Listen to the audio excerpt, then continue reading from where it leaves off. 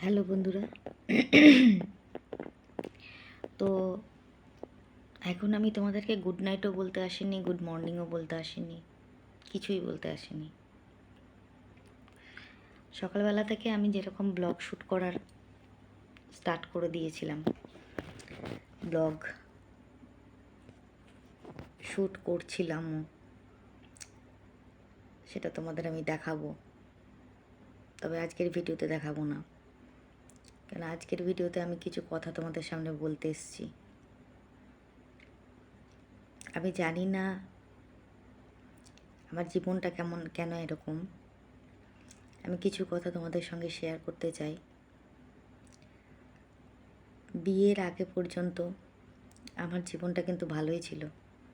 মানে বলতে পারো মা বাবার আদরে, দাদা দিদিদের আদরে খুব সুন্দরভাবে মানুষ হয়েছি আমি। আমি জানি না তোমরা আমার কথা শুনতে পাচ্ছ কি না, কেননা আমার ফোনটা একদমই নষ্ট হয়ে গেছে। মানে আমার ফোনের যে ডিসপ্লেটা সেটা কিন্তু উঠে এসছে। আমি কোনো রকমে ওটাকে আটকে তোমাদের সঙ্গে কথা বলছি। ফোনটা একদমই খারাপ হয়ে গেছে। আমি জানি না তোমরা শুনতে পাচ্ছ কি না, বা আজকের পর তোমাদেরকে আবার কবে আমি ভিডিও দিতে পারবো সেই সম্পর্কেও আমার কোনো আইডিয়া নেই, কারণ ফোনটা আমাকে কালকেই সারাতে দিতে হবে, কেন অবস্থাটা খুবই খারাপ। এবার যে কথাটা আমি তোমাদের বলছিলাম, যে আমি বিয়ের আগে পর্যন্ত খুব ভালোভাবে থেকেছি বাপের বাড়িতে, কোনো রকম অভাব দুঃখ কষ্ট কোনো কিছু বুঝিনি। বা ছিলও না আমার বাড়িতে সেরকম, হয়তো ছিল আমি সেটা জানতাম না, কারণ আমি খুব আদরে মানুষ তো, সবার ছোট ছিলাম, তো সেক্ষেত্রে একটুখানি আদরেই মানুষ হয়েছিলাম। তো সেই দিক দিয়ে দাঁড়িয়ে থেকে আমরা হয়তো 5টা ভাই বোন হতে পারি, কিন্তু আমি যেভাবে মানুষ হয়েছি সবাই আমাকে দেখে মনে করতো আমি মনে হয় মা বাবার একটা মাত্রই সন্তান। ঠিক আছে, আমার কোনো কথা শেষ হওয়ার আগেই আমার জিনিস চলে আসতো। এই ঘটনাগুলো ঘটেছে, ঠিক আছে। তো আমি ভালোভাবেই মানুষ হয়েছি, কোনো দিন আমি বুঝতে পারিনি। আর আমার ফ্যামিলিটা অতটা বড় ছিল না, কেননা দেখো আমি যখন বড় হতে থেকেছি, শুরু করেছি, আমার যখন 2.5 বছর 3 বছর বয়স, তখন আমার বড়দির বিয়ে হয়ে গেছে। বা আমার যে সব থেকে বড়ো দিদি, যাকে দেখিয়েছি, যার 2 ছেলেকে তোমাদের দেখালাম এই অনুষ্ঠানে গিয়ে, ওর বিয়ে হয়ে গেছে। তখন আমার 2.5 বছর কি 3 বছর বয়স হার্ডলি হবে। তখন আমার বড়দির বিয়ে হয়ে গেছে। আমার মেজদির যখন বিয়ে হয় তখন আমি 4-5-এ পড়ি, কি হ্যাঁ 4-5-এর মতন পড়ি, কি 5 কি 6-এ পড়ি, যা এরকম হবে, 4-5 কি 6 এরকম পড়ি। তখন আমার মেজদির বিয়ে হয়ে যায়। মেজদির কিন্তু অনেকটাই বয়স করে বিয়ে হয়েছে। মানে দিদি, আমার বাবা যেখানে আগে ছিল সেখানে আমার বাবার মানে পুরুলিয়াতে পোস্টিং ছিল বাবার, ওখানে চেনাকুড়িতে। তো ওখানে বাবা যেহেতু ইলেকট্রিক সাপ্লাই চাকরি করতো, তো বাবার পোস্টিং থাকতো, মানে বদলির ডিউটি আর কি যাকে বলা হয়। তো বাবা তখন ওখানে ছিল। তো ওখান থেকে দিদি এইচএস পাস আউট করে তারপরে এখানে এসেছিলো। এখানে এসে দিদি কয়েক বছর বসেছিল, পড়াশোনা করেনি, টিউশনি করতো। তো বাবা একদিনকে বললো, তারপর ওর বিয়ের সম্বন্ধ দেখা হচ্ছিলো, তো বাবা বলছিলো সম্বন্ধ হচ্ছিলো না, বিয়েটা হচ্ছিলো না। তো বাবা বললো তুই বসে থাকবি কেন, তুই পড়াশোনাটা কমপ্লিট কর, গ্র্যাজুয়েশনটা দে।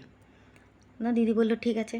তারপর দিদির যেহেতু এজটা বেশি হয়ে গেছিলো, তাই জন্য দিদি কিন্তু ওপেন থেকে গ্র্যাজুয়েশন পাশ করেছিল বাংলায় অনার্স নিয়ে, ঠিক আছে। তারপর আর তার সঙ্গে দিদি নার্সিং ট্রেনিংও শিখছিল। তারপর আমার বড়দার যখন বিয়ে হয় তখন আমি ক্লাস 7-এ, মানে 6-7-এ পড়ি, এরকম একটা কিছু হবে, কারণ দিদির বিয়ের বেশি ডিফারেন্স ছিল না, দাদার বিয়ে হয়েছে। তো সেক্ষেত্রে একদম যখন লাস্ট পজিশনে এসে আমি আর আমার ছোটদা ছিলাম। ছোটদা তো আমার পরে বিয়ে করেছে, আমি আমার দাদা ছিলাম। তো সেক্ষেত্রে আমি বড় ফ্যামিলি খুব একটা দেখিনি। শ্বশুরবাড়িতে যখন আমি আসি, এত বড় ফ্যামিলি দেখে না আমি পুরো ঘাবড়ে গেছিলাম। আমি বুঝতে পারতাম না যে কার মন আমাকে জয় করতে হবে, মানে কার মনের মতন আমাকে থাকতে হবে। মানে আমি এখানে এক একজন এক এক রকমের, ঠিক আছে।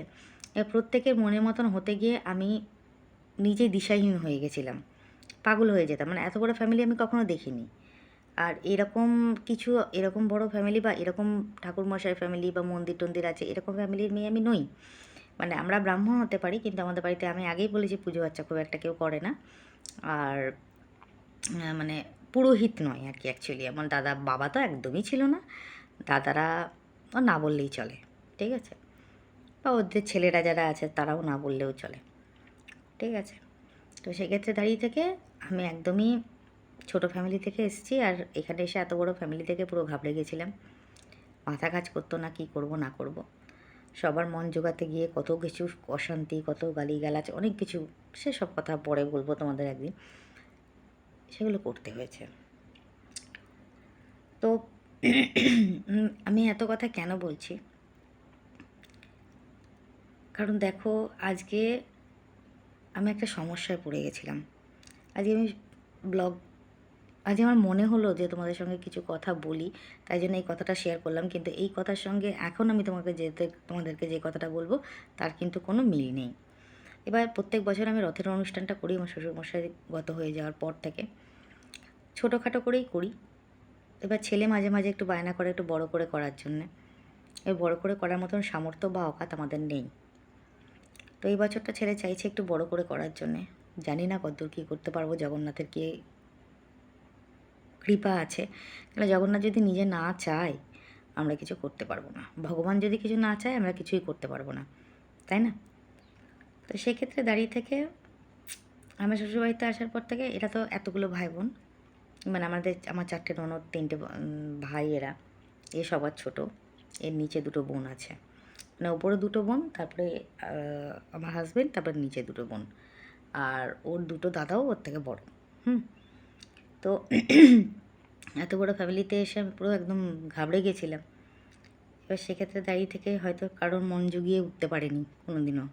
চেষ্টা বহুত করেছি, বহুত চেষ্টা করেছি, বিশ্বাস করো, ভগবানের দিব্যি বহুত চেষ্টা করেছি আমি জীবনে, বহুত কষ্ট করেছি, বহুত বহুত, মানে বিয়ের পর থেকে যে আমার জীবনে যে কী শনি লেগেছে, মানে কী যে লেগেছে, মানে তোমাদের বলে বোঝাতে পারবো না। একটার পর একটা, একটার পর একটা, একটার পর একটা চলছে। আমি তোমাদের বলে বোঝাতে পারছি না, বুঝেছো তো? প্রচুর কষ্ট করেছি, প্রচুর। শ্বশুরবাড়ি থেকে এসে আসার পর থেকে দেখলাম হাজব্যান্ডের ইনকাম কম, আগে জানতাম না, এসে দেখলাম ওর ইনকাম কম, কী করে সংসার চালাবো, কী করে কী করবো। আগে একসঙ্গে খেতাম, পরে আলাদা হয়ে যাওয়া হয়েছে, সেটা শ্বশুরমশাই শাশুড়িমা বেঁচে থাকাকালীনই। তারপর সংসার চালানোর ক্ষেত্রে একটা দায়ভার চলে আসলো, হাজব্যান্ডের ইনকাম কম, কী করব। এই যে ফুলের কাজটা দেখছো, আমার কিন্তু তখন থেকে স্টার্ট করা শুরু। সেই ফুলের কাজ করে বছরে যা পেতাম তাই দিয়ে আমার কোনো রকমে চলতো। আর বাপের বাড়ি থেকে তো হেল্প আছেই, মা বাবা যতদিন বেঁচে ছিল ততদিন আমার কাছে আমার মাসে এককালীন টাকা আসতো, বুঝেছো তো, হাত খরচা বাবদ আমার জন্যে। আমার মা বাবা কিন্তু আমার সংসার চালানোর জন্য টাকা পাঠাতো না, বা অন্য কিছুর জন্য পাঠাতো না, আমার হাত খরচার জন্যে, আমার সন্তানের খাওয়া দাওয়া, পড়াশোনার যদি কোনো অসুবিধা না হয় তার জন্যে আমার মা বাবা আমাকে প্রত্যেক মাসে মাসে টাকা পাঠাতো। তার সঙ্গে চাল, চিনি, ডাল, তেল, নুন এগুলো তো আছেই, এগুলো কী বলবো তোমাদেরকে, এগুলোও দিয়েছে, ঠিক আছে। তো সেরকমভাবে কোনো অসুবিধা হয়নি। মা বাবা মারা যাওয়ার পর আমার দিদির ছেলেরা, আমার দাদারা টুকটাক টুকটাক দেয়, ঠিক আছে। এখন বলতে গেলে আমি একদমই নিতে চাই না ওদের কাছ থেকে, কেননা দেখো ওরা বলে, মিথ্যা কথা বলবো না গো, ওরা প্রচুর বলে, দাদা এখনও আসলে পরে আমার হাতে টাকা দিয়ে দেয় ছোটদা। এখন আমি যখন বাড়ি থেকে আসি আমার হাতে 500 টাকা, 1000 টাকা দিয়ে দেবে, নিয়ে যা বোন, তোর কাজে লাগবে, ঠিক আছে। দাদা দিদির ছেলেরাও তাই করে।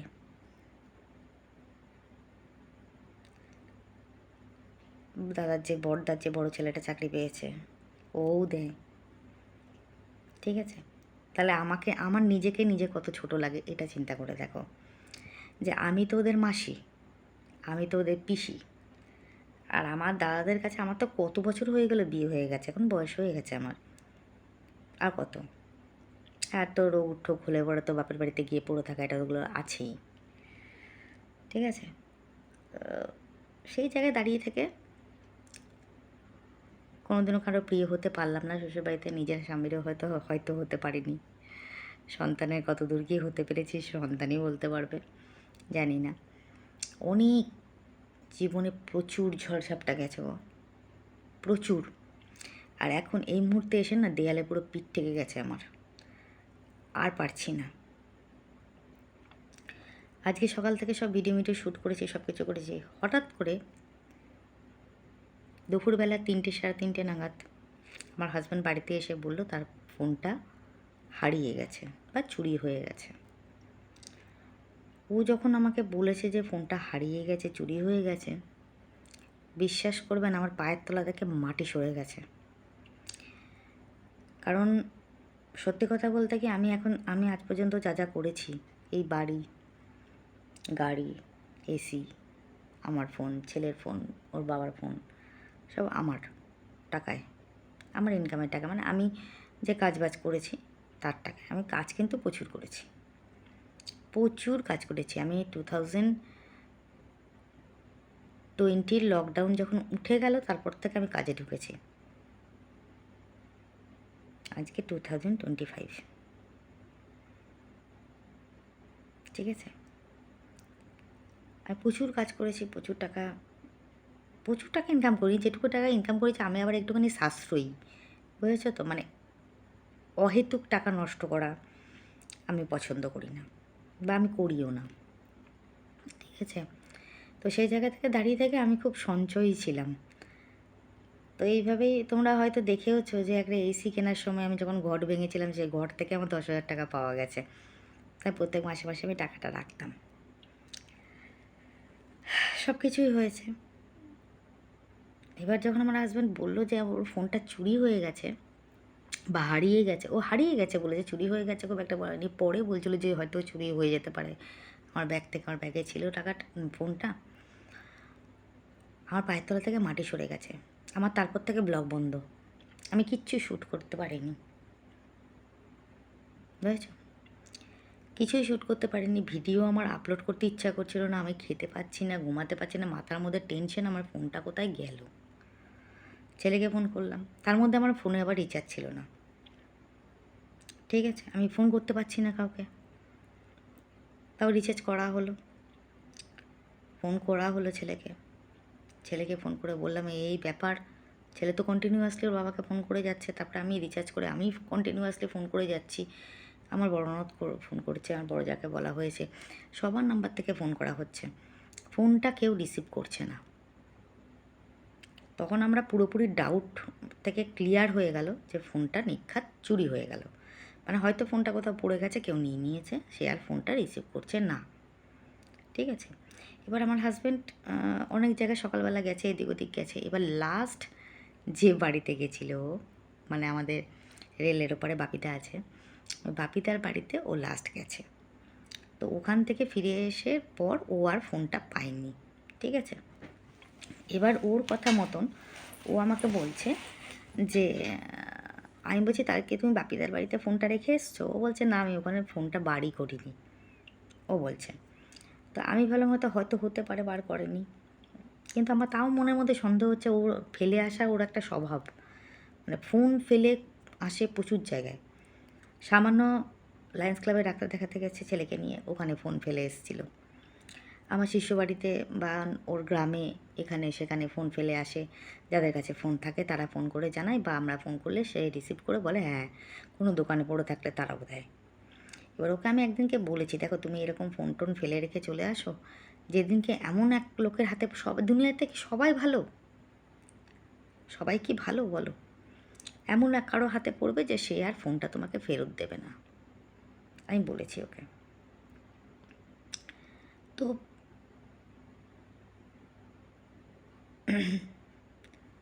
এইবার অনেকবার ফোন করা হচ্ছে, ফোন ধরছে না। তখন তো আমরা পুরোপুরি ক্লিয়ার হয়ে গেছে। আমার মাথা বনবন করে ঘুরছে, জানো তো, বনবন করে ঘুরছে। আমি গিয়ে বিছনায় শোয়া ছাড়া আমার শুয়েছি, মাথাটা থেকে ঘুরছে, তাকাতে পারছি না আমি, চোখটা বন্ধ করে রেখেছি, কখন চোখটা লেগে গেছে। তারপর হঠাৎ করে ঘুমটা ভেঙেছে, দেখি সন্ধে হয়ে গেছে। উঠে সন্ধে মন্দে দিয়েছি, জল টল যা ভরার ভরেছি। তারপর উঠে আবার ফোন করছি, মালিক এসছে, মাল দিচ্ছে, মালের কথা দিয়ে বললো, মাল দিল। আমার মাথা আবার ফোন করা শুরু করেছি, করতে করতে করতে করতে রাত্রি 8:30 9টা নাগাদ ফোনটা রিসিভ করলো আমার হাজব্যান্ডের ফোনটা। ওপাশ থেকে একজন কথা বলছে, হ্যালো হ্যালো করছে। আমি বলছি, হ্যাঁ হ্যালো, কে বলছেন? এই ফোনটা কোথায়? তখন বলছেন, ওপাশ থেকে যিনি বললেন উনি হচ্ছেন লাস্ট ও যে বাড়িতে গেছিলো, মানে যে বাপিদার বাড়ি গেছিলো রেলের উপরে, ওর ছেলে প্রদীপ। ঠিক আছে, প্রদীপ ফোনটা ধরেছে, ধরে বললো যে আমি প্রদীপ বলছি, মামা ফোনটা ফেলে গেছে এখানে। ওদের একটা চিলেকোঠা ঘর আছে, চিলেকোঠা ঘরে জানলার ওখানে ফোনটা ফেলা। আর চিলেকোঠা ঠিক বলবো না, একটা ঘর আর কি, স্টোর রুম। আর ওটা যে জায়গায় রয়েছে সেই জায়গায় হাত বাড়িয়ে যে কোনো কেউ ফোনটা নিয়ে যেতে পারতো, বুঝেছে তো? কিন্তু নিয়ে যেতে পারেনি, নিয়ে যায়নি জগন্নাথের আশীর্বাদে।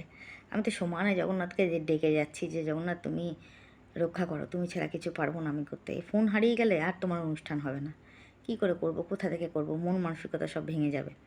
তুমি কৃপা করো জগন্নাথ। সমানে আমি আর আমার ছেলে সমানে জগন্নাথকে ডাকছি।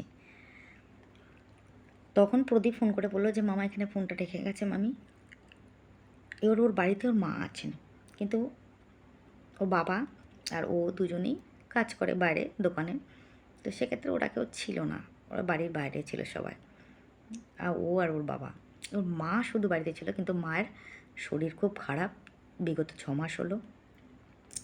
ভালো করে উঠতে পারে না, কথা বলতে পারে না, চিনতে পারে না মানুষকে, আর ফোন তো রিসিভ করতেই পারবে না। ঠিক আছে, এই জন্য আমরা যতবার ফোন করেছি ততবার কেউ কিন্তু ফোনটা রিসিভ করেনি। কিন্তু যখন ছেলেটা বাড়িতে এসেছে, যখন ও দেখেছে ফোনটা, তখন ও ফোনটা নিয়েছে। নিয়ে ও তো বুঝতে পারছে না কার ফোন। এবার সঙ্গে আমার হাজব্যান্ডের ওখানে শুধু ফোন ফেলেনি, ওখানে ওর ওষুধ ফেলেছে। তারপরে যে জগন্নাথের যে বিলগুলো ছিল, যেগুলো নিয়ে গেছিলো ও দেবে বলে, মানে বিল ছিল, তারপর গেস্ট মানে কার্ড ফার্ডগুলো ছিল, ওগুলো ওখানে ফেলে রেখে এসেছিলো। এবার ও কী করেছে, প্রদীপ বলে ছেলেটা, ও ওখান থেকে ওই বিলের মধ্যে 2টো নাম্বার দেওয়া আছে, একটা আমার হাজব্যান্ডের নাম্বার, একটা আমার ছেলের নাম্বার। ঠিক আছে, এবার ও কী করেছে, আমার হাজব্যান্ডের যে নাম্বারটা সেটা তার ফোন করে লাভ নেই, সেটা ওর হাতেই রয়েছে। ও আমার ছেলের নাম্বারে ফোন করেছে ওই বিলটা থেকে দেখে। ঠিক আছে, ফোন করেছে, তখন আমার ছেলে ধরেছে, তো বলেছে যে এরকম আমার ফোনটা আমাদের বাড়িতে ফেলে রেখে গেছে, তো ভাই তুমি এসে নিয়ে যাও। তখন ও বলছে দাদা ঠিক আছে আমি যাচ্ছি, এই বাবার ফোনটা নিয়ে আসছি। আমি জানতাম যে যদি ওদের বাড়িতে ফেলে আসে তাহলে ফোন ঠিক পাওয়া যাবে, ঠিক পাওয়া যাবে।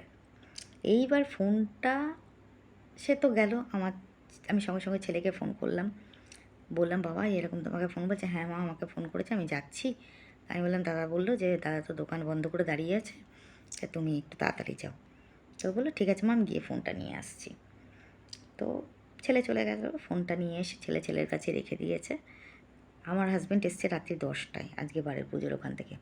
ও ফোনটা হারিয়ে যাওয়ার পর ভালো করে খায়নি, ভালো করে পুজো করতে পারেনি, কিচ্ছু করতে পারেনি। ওর মন মানসিকতা পুরো ভেঙে গেছে আর কি ফোনটা হারিয়ে যাওয়ার পর।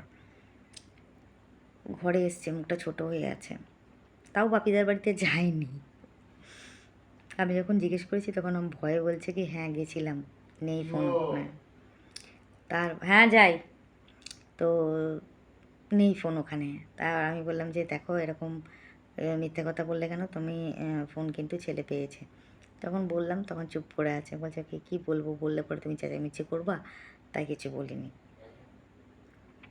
তো যাই হোক, ফোন তো ফিরে পাওয়া গেল জগন্নাথের আশীর্বাদে। আমি জানতাম যে ওই যদি ওদের বাড়িতে পড়ে থাকে, ওরা তো ভীষণ ভালোবাসে আমাদেরকে প্রত্যেককে, যে বাড়িতে ছিল ফোনটা। বাবার শিষ্য হন দাদা দিদি দুজনেই, তো সেক্ষেত্রে সেখানে চিন্তার কোনো ব্যাপার ছিল না। ঠিক আছে, ফোনটা পাবোই। তো ফোনটা পাওয়া গেল শেষমেশ। মানে ভাবতে পারবে না তুমি যে মানে আমি যে কতটা টেনশনে ছিলাম। আমি তো কালকে কমেন্ট সেকশন পড়িনি যে আজকে পড়বো বলে। তো আজকেও পড়া হলো না, কেননা ফোনটা ছেলের কাছে রয়েছে। ছেলে এখনও পর্যন্ত বাবাকে দেয়নি। ও যেহেতু রাত্রি 10টায় এসেছে আর যায়নি।